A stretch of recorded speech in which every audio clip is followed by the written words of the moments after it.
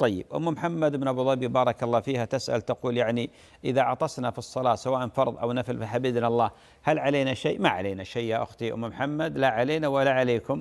إذا الإنسان عطس في الصلاة وقال الحمد لله، ثبت أن النبي عليه الصلاة والسلام لم يبطل صلاة من عطس فحمد الله، والحمد من جنس أذكار الصلاة، فلو حمد الإنسان المصلي ربه جل وعلا بعد العطاس لا حرج، لكن ما يشمت، ما يقول له واحد يرحمك الله، لا، لكن هو إذا حمد الله لا حرج.